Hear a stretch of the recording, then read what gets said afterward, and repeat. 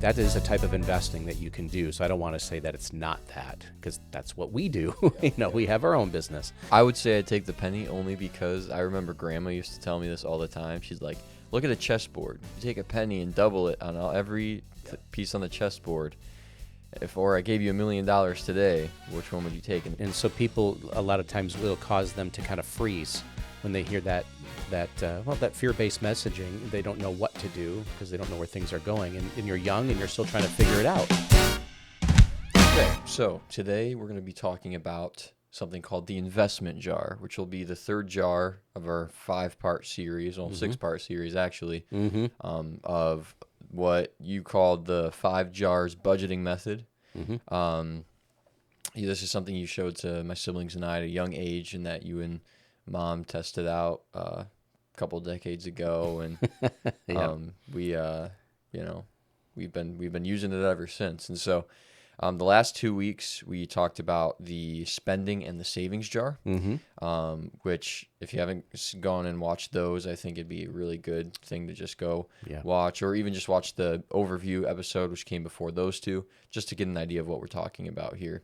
But today, like I said, we're going to talk about the investment jar, which I'm excited to talk about because I think it can get a little bit confusing about how it fits in, and like, okay, what percentage do I put towards investing and how much do I invest? Like, what do I do here? Some people have an idea of what they like to invest in, which is great. Some people have no idea, right? Yeah. But I think this will be a good discussion. I'm excited to talk about this one. Yeah. Do you have any thoughts on the investment jar as far as just like an overview? How would you define the investment jar? And what would you kind of define as an investment, if you will? Because there may be differing views on this, and I'm curious to hear what you have to say about that. Yeah, so first off, the investing jar, I will say, is for everybody from any walk of life. It's not meant only for what some people might call wealthy people, okay? Single moms, college students, young people getting their first jobs, people who are farther down the road in their careers, maybe you're already doing some investing. This is for anybody. So number one, that's the first thing I would say, that don't count yourself out because you don't feel like you have enough. Like we talked in one of our recent episodes, you have the ability to start with anything. Anybody can invest, whether it's $1 or $1,000, it doesn't matter. Anybody can do this. That'd be the first thing I'd say. And then your next question was like, what would you say is an investment? It's where you can actually take, in a traditional sense, people look at it as where you're taking some of your capital that you've earned through your own labor, and you're investing it into maybe another company or another person, a business, something where that money's going to go to work for you. That's the job you're giving that money, is to work for you while you're doing other things. Right. While you're sleeping, while you're working at your job, while you're living out the other functions of your life you have, this money's job is to be working for you in some capacity without you having to be actually doing the physical labor yourself necessarily. And so for those who are like, well, I can invest in myself and like do something like that, when it comes to the 5 jars budgeting method, there is a jar for that, which we're going to talk about, called the personal development jar. So there's almost a jar for just working on investing in yourself. Right, and I think that's a good point, because I didn't want to say, like, there's other people out, there's entrepreneurs maybe watching this saying, well, hey, I'm working in my job, I'm making investments in this, and it's my labor. Yeah, absolutely. That is a type of investing that you can do. So I don't want to say that it's not that, because that's what we do. We have our own business. But you're going to find, I think, based on like what you're saying there, is that investing, there's an element of investing, or this concept, in every jar that we're talking about. Correct. It's just that this one is specifically called investing. That's maybe a little more on the passive side than the direct kind of investing that you can do in other ways. Yeah, exactly. Right. And so I saw something on here that kind of actually shocked. Well, it didn't shock me. I wasn't actually very surprised by it, but it kind of scared me. Okay. But so according to PEW research, Yeah.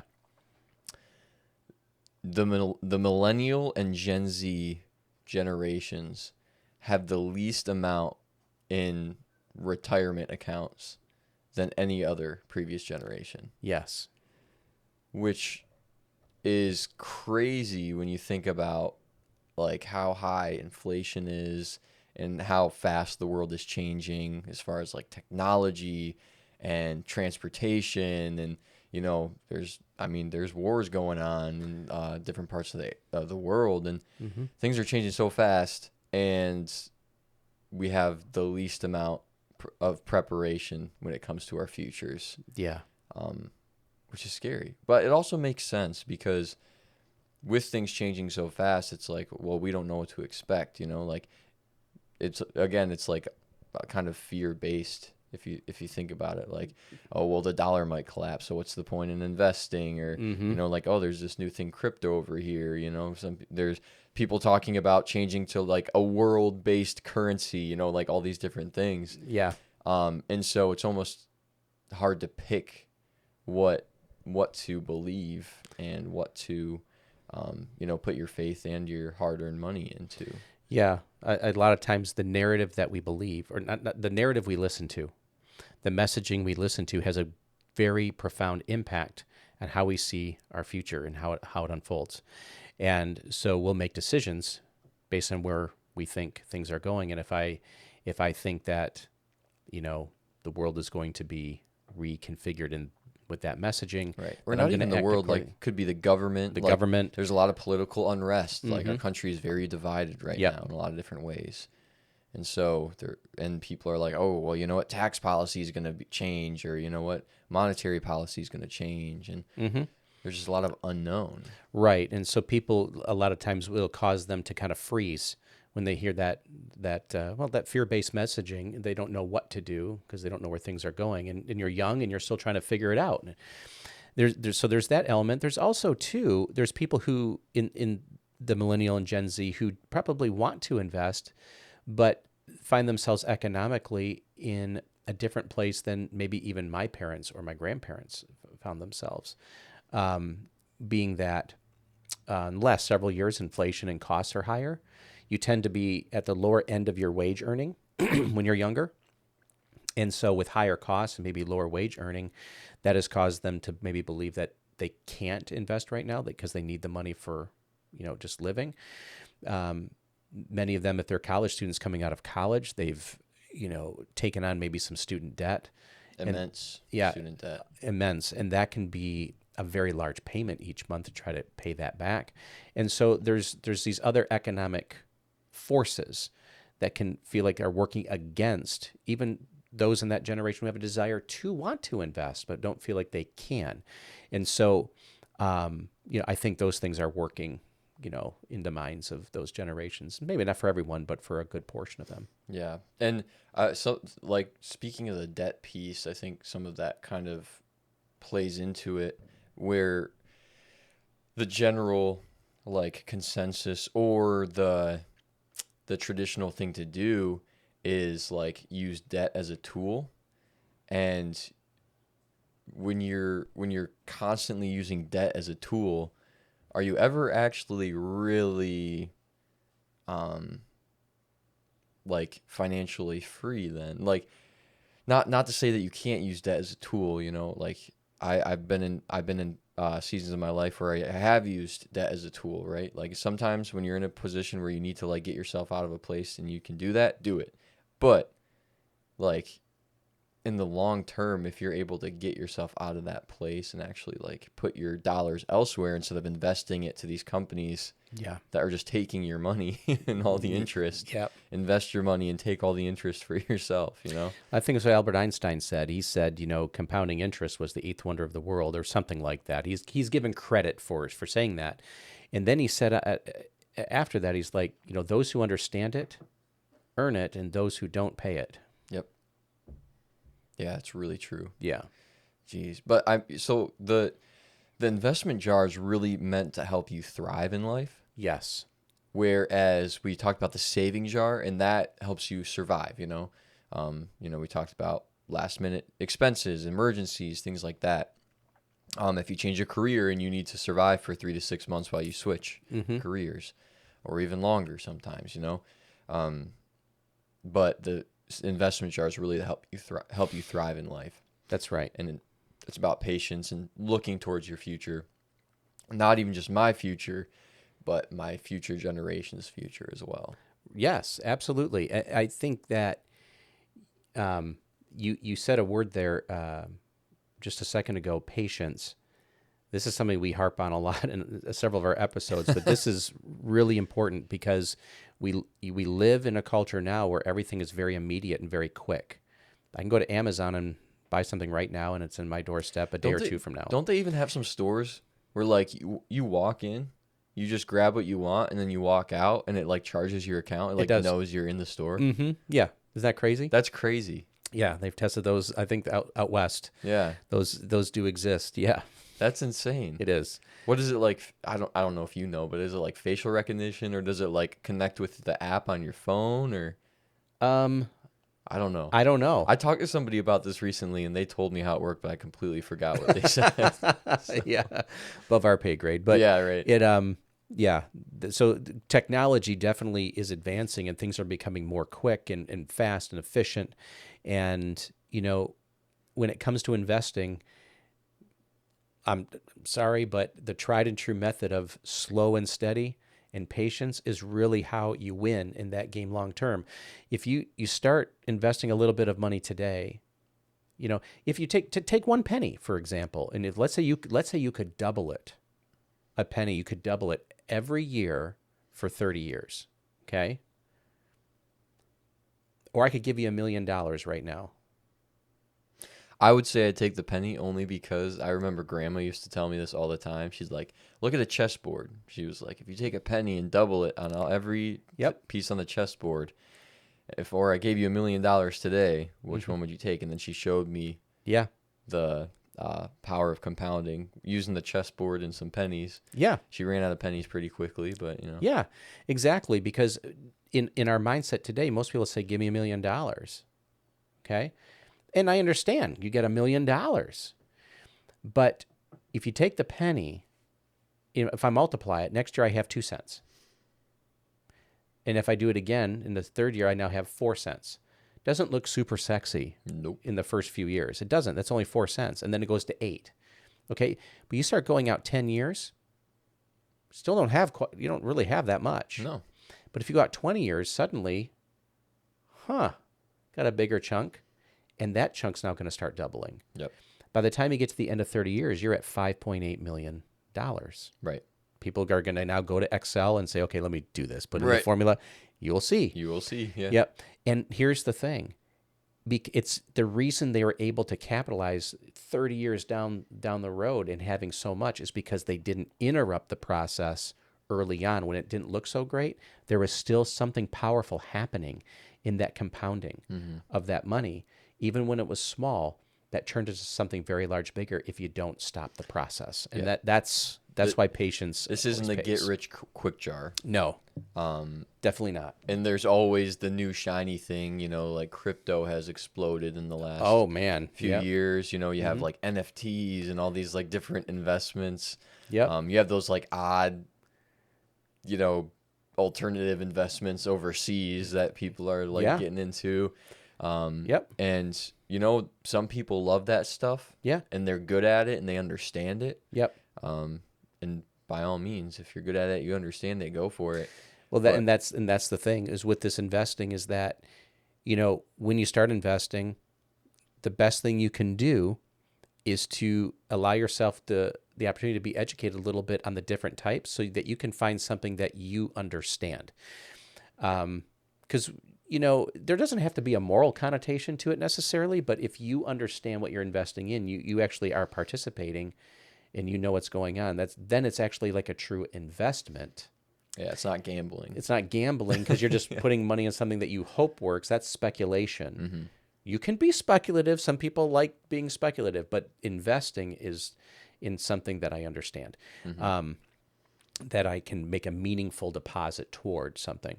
And so that, and that can be like you want to, as we talk about personal development, but getting yourself some education, reading a book, getting some material, talking to financial people, maybe even starting an investment club. There's people out there that have investment clubs where they'll come together and they'll educate each other in different types of investments and invest together. I mean, Yeah. there's so many things that you can do. Which I think is so incredible. Like how having either a community of people or like a smaller group, or like one person that you can just like talk about your investments with. It doesn't even have to be your full financial situation if you don't want to. Yeah. Although I would suggest doing that if you're willing to. Sure. But having that second, third, fourth opinion in like not like a judgment free, but like a constructive, robust environment where you can just have honest conversation and share your thoughts and bounce ideas off of each other can be really beneficial and actually like slingshot your learning and smart decision making and confidence in education when it comes to investing. Yeah. That I think that the value of that is overlooked by a lot of people. Right. I don't know if you would agree with that, but yeah, absolutely. I mean, there's power in collectively coming together and sharing ideas with people. There's power in education. They say knowledge is power. It is. It really arms you with the ability to make an informed choice on something. You're not going in blind. I think all of those things, all of those tools are very valuable. You don't have to just do this on your own. Mm-hmm. Yeah. So, I mean, okay, so let's talk about somebody, who is, let's say they're like their mid 30s, early 40s, and they've never in their whole life like saved for any sort of investing. Mm-hmm. And they're like, well, it's probably too late for me now, right? I got 20 years to retirement, 25 years till retirement, whatever. And they feel kind of hopeless. They got a family that they want to take care of, and a lot of people's heart is to like leave something to their children and for their children, but it's kind of hard to look that far ahead when you can barely take care of yourself, which is a lot of people's situation, and it's sad, but it's not hopeless though. So like, what would you say somebody in that situation, in a general sense, because we don't know dollar amounts or whatever, Mm-hmm. but like, how would you bring somebody hope in that situation? Well, first I would say let's pause for a minute. Okay, like if they came and they said, I think it's too late. Say, well, let's pause on that for a minute. I'm going to say I'm not sure that it's too late. I mean, as the saying we've said, I think in other episodes, we'll say it here again. Yep, maybe the best time to start planting your tree was 10, 20 years ago. Okay, but the next best time is today. Okay? So one, let's just step back for a minute and let's take a look at your situation. Let's see what can be done. Because something always can be done. We're going to find dollars that can be put toward. Okay? And we just start laying down and actually just start mapping out a plan. So it's never too late. You can always start today. It's always the next best time to start. Mm-hmm. Because if you keep thinking it's too late, you will never start. And then you, for sure, will have the future that you're saying you can't have. Mm-hmm. But there's always opportunity, and there are investments that you can invest in that you understand and that will help grow your money toward, where you want to be at the age of 65, 67, or wherever, if you're thinking retirement or whatnot. Or there's some people who aren't even thinking retirement. They just want to be able to invest so they have funds in the future so they can do some other things that they want to do outside after after they retire from this one vocation. They want to go into another, So that's the thing I would say is stop telling yourself what you can't do and let's start looking at what can be done. Yeah. That's the first thing. Because I've never met a family that was in that situation where there wasn't some plan that could be done to get them moving forward. Yeah. There's always a way to do it. You just you always have to be willing to put in the work Mm-hmm. when you have that conversation. Sometimes you don't need to do more work, but Mm-hmm. put in the work to set the discipline in place where you make the changes. Mm-hmm. But then two, sometimes expectations have to be like reset and Yep. realigned. You know, it's like, oh, Yep. I'm gonna have to work for 5 more years than I wanted to, or Yep. whatever that There expectation might be some was. pain making those adjustments. Right. Absolutely. But they can be done. Right. But if you really, that's really what you want, those are adjustments that are worth being made. And, there's also going to be some of the most powerful moments in people's lives where they're learning to change their thinking and to change their outlook. And that can mean some painful choices and some adjustments that are not easy. But the reward comes when they start doing it and they start seeing the power of doing it. That's some of the most powerful moments. You see the transformation inside people and their perspectives, and they start having belief and saying, no, I can do this. I'm seeing things and looking at things and thinking about things in ways that I never had before. That's, for me, one of the most rewarding things about this career and this job that we get to do is to see people's transformation that way, where they can take real ownership of what they're doing and actually have hope of where they're going. Yeah. Yeah. So what are some practicals that, okay, let's say someone's ready to start investing, or ready to just start looking at it, looking at their options. They're not like, I want to throw my money into this today, but they're willing to start looking at it, or somebody who has had a lot of different investments and they're like looking at different things. What are some like simple starters? I know there's like a Roth IRA, there are like brokerage accounts. Some people have 401ks at companies. So I guess we'll start with a Roth IRA. What are some advantages, and when would it make sense for somebody to start doing something like a Roth IRA? Like, what's the purpose of that? Okay. Without giving any specifics, since people are watching, we don't know everyone's situation here, Right. but Roth IRA in general, that is where someone can take money that they've already paid tax on and put it into the Roth IRA. And so you've already been taxed on the money, and then the money's going to grow. Now, the Roth IRA is just the vehicle. It's just the car. Right. Inside the car, there can be all sorts of different kinds of people and investments. But whatever growth you get on those investments in the Roth IRA can be withdrawn in the future with no tax-free. So people who are looking to generate an income stream in the future in a tax-advantaged way, a Roth IRA is a way that you can do that. Right. So it's not for right now. A Roth IRA is not for I want to put money in and then take money out quickly. No, that's a long-term play. It is a long-term play. Right. Now, it can make a lot of sense. It can for the younger crowd. So if you think about like people in your generation, if you put money in a Roth IRA today and let it grow for the next 40 years, you could have a large amount of tax-free income. Yeah, and you don't have to put a lot in it either. And it comes down to, if people think that taxes are going to be higher in the future or whatever, then Roth IRAs might make sense in their situation. But again, you want to consult your tax professional and you want to get some good, speak with a good advisor who can talk about your personal situation. But Roth IRAs are for people looking for tax-advantaged growth. Yeah. Okay. Yeah. I remember when you first explained Roth IRAs to me, and you were like, I think it'd be a good idea for you to start like investing in a Roth IRA. I'm like, all right, I'm all for it. But like once I like saw the numbers and I'm like, whoa, so you're saying by like the age of 65, me putting in this little amount is going to be this? Yeah. You're like, Yep. And I was like, all right. Let's do this. I'm in. And it's tax-free? Okay. And it's tax-free. Yep, exactly. Right. Yep. And so what would you say, like some other practicals, just to get started, even if it's like, okay, who do I talk to like start looking at this sort of thing? Yeah. So, other practical things you can do is start learning. Okay. Just start looking up like you just said, Roth IRA. People can Google Roth IRA. There's so much information now that you can read about. Investopedia.com. It's a great resource, independent, third party. It's free.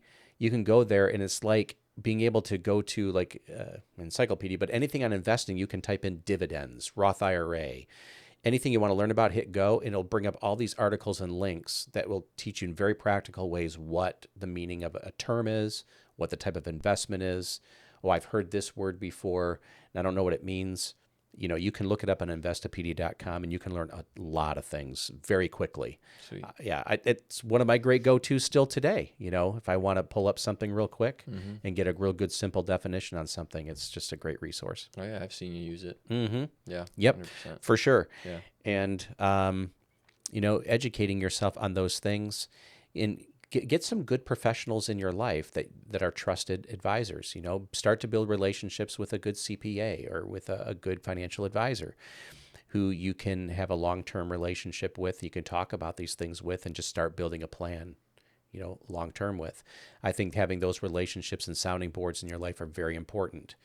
Talk to other successful people in your life. You may know other business owners, like, oh, I know so-and-so who's owned this business for a long time and it's grown really well. Go just, pay for a cup of coffee and go sit down with them and pick their brain about how they got to where they are, what their thought processes were, how they made their investments, the tough times they went through and how they overcame them. I think all those things are really valuable. Yeah. Mm-hmm. It's that community thing, talking that community with other people. Yep. It's so important. Very important. Mm-hmm. Yep. And I know there's a lot of negative chatter out there when it comes to finances. And it can be a very volatile and a very political subject. Try to get yourself outside of the emotional noise as much as you can. And just like I said, go talk to people find professionals who can help you walk through and learn. Learn. And don't just listen to fear and make decisions. Mm. Because I know, like, if you listen to like a Warren Buffett, he's had, he's in his 90s now and is been given the title, one of the best investors of his generation or maybe of all time. Right. He's had to listen to a lot of economic noise from the time he started investing until now. Oh yeah. There's been a lot that's changed. A lot. Yeah. Yet practically, if you read his story and the simple tools that he and like Charlie Munger used to make their investment choices, their process, which I'm not saying has to be everybody's process, they've not wavered from it. They've always kept it that simple. And through all the noise, they're able to weed through it and just be steady Eddie through all of it and not be moved by all the economic noise around them. Why? Is because they had an understanding of their process that didn't have to be moved by the negativity. Because if you think Warren, 90 years old, so 90 years ago, whatever that was, a long time ago. Yeah. Even before my time, which I know is surprising. Right. Just before. Just before. But, the Great Depression and the World War II and, Vietnam and the gas prices of the gas crisis of the 1970s and high inflation and 18% mortgages in the 1980s. Can you imagine 18% mortgages? The market drop of 1987, and then you go through and the dot-com bubble of 2000, 2001, 2002, and 2008 housing crisis, and just keep going, in 2018 and COVID and up to the present. His investment, his portfolio, and his business has gone through all those, and they've still remained strong, and still to this year they have not stopped growing. Because there's some simple fundamentals that they do. And so that's what I could really encourage people on. Don't just listen to the surface noise. Try to do your best to take a step back and start to just educate yourself and go to those people that you know locally, read about Buffett, just read these people and what their process was. And I think you'll find that there's just simple things they did all the time. Just like the athlete out there who has, the professional athlete in the NFL that today is warming up for their game on Sunday, the same way they did in Little League. Yep. The same fundamentals, the same simple things, the boring things they're doing now to stretch and get ready for the game has produced the excellence they're now at the top of their game. Yep. Because they didn't depart from the simple things. And they didn't listen to all the negative noise around them telling them, well, you can't do that or you have to do it this way, or right? They just kept the simple fundamentals. They just mirrored the people who had been successful before them. And I think that's a really good I don't know. That's kind of my soapbox for right. this. Yeah. No, that's huge. I think that's really important. Yeah, I agree. Yeah. Mm-hmm. All right. So, before we close out here, do you have any? That was. I'd say that was a good final remarks. But if you have any final remarks to the audience and everyone listening here, just some challenges this week. If you've never started investing, Okay, I'm going to go back to the 16-year-old, the 15 or 16-year-old who's just started their first job. Yep. We encourage them on their spending jar, see if you can live on half. In your savings jar, so you put 10% away. And for your investing jar, see if you can put 20% in that. Okay? So now we were at 50, 60, 70, 80. So we got 20% left? Yep. Okay. So, and just start there. If you can just start on that habit and make it that, again, there's no hard, fast rule to this, but just an encouragement. And if you've never opened up an account to start saving, open up one this week. Go open a brokerage account, Charles Schwab, Vanguard, somewhere. Just open up a free brokerage account or Roth IRA, and then maybe go get yourself a book or audit a class or something where you can just start learning about investments and just start taking that step forward, educating yourself. 10, 15 minutes a day. Like set it aside in your, okay, this is my 15 minutes where I'm just going to learn. I'm going to go to Investopedia and learn something. And then tomorrow, 15 minutes again, and then 15 minutes. And if you do that several times a week, within 90 days, that 15 minutes a day will compound into a lot of understanding that you didn't have before. It doesn't take long. Nope. But don't do it at 6 hours at a time. You can just do it in little moments. But just commit to it and take notes. Start those conversations. So, yeah, open an account, put some money aside, start educating yourself, start having conversations with your community. Yeah. I think that would be a great place to start. Amen to that. Yeah.